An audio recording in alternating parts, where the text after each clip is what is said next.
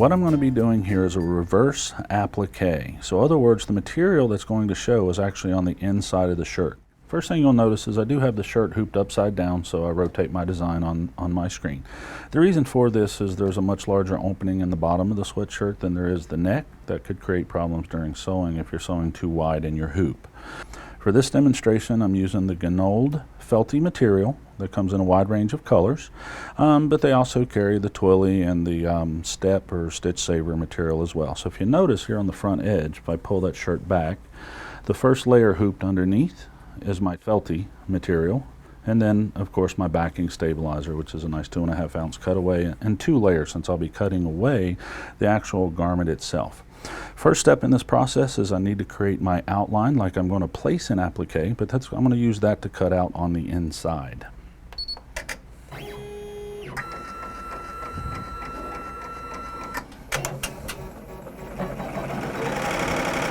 So at this point we've created what we would normally do for a placement stitch for our applique, but this is what I'm going to use to cut out the material. So our next step is to pull the hoop off, and I prefer going to a flat table to work to do this. Next step in the process is what I need to do is cut out the material of the sweatshirt itself inside. Keep in mind I'm actually going for a distressed look here, so I'm actually going to keep my applique or my satin stitch on the outside of this stitch I created. I did this in a toned color, for example white or gray on gray, so it's not going to be real noticeable when we're done. I'm not wanting to keep this extremely close and clean because again I'm not sewing the stitch over, so it would look like a regular applique. I'm actually going to create it on the outside, so I want a little material left showing. That way it gives it a distressed look, and the more it actually gets washed, it'll fray and ravel and become more distressed. But as long as I have my satin stitch out here to hold all my material together, it'll never come apart. So the first thing I want to do is take my little snips, my scissors. I like the big ones that Gunold offers for my fingers. And then I'm going to use my applique shears to go through and cut out. So what I want to do first is pull up and make sure I'm not getting my Felty material down underneath.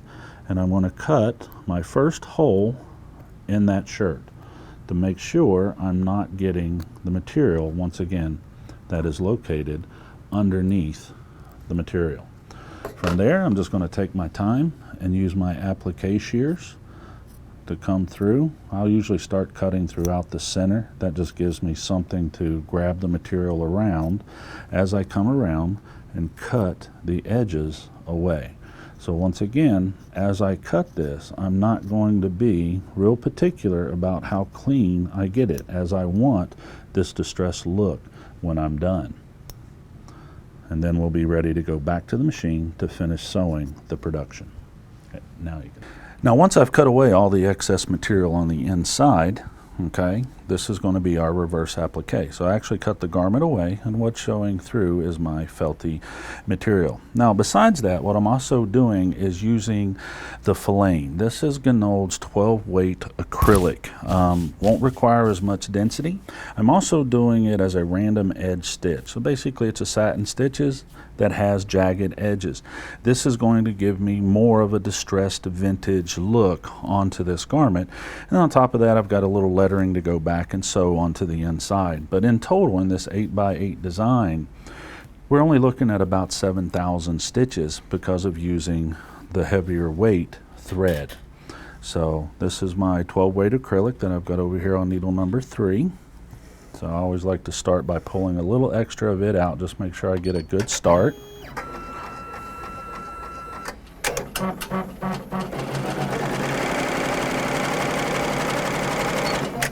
I'll stop real quick and just do a little trim, and then just continue on with production.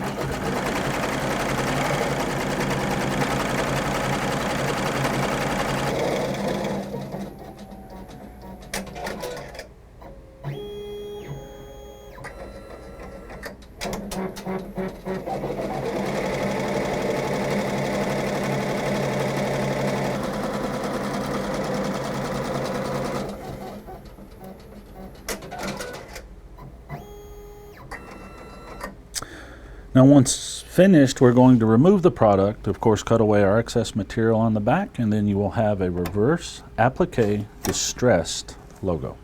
Okay. And in comparison, there's one that was sewed earlier as a regular standard applique with the felty on top, and of course with the filleting thread without the random edges on the satin stitch.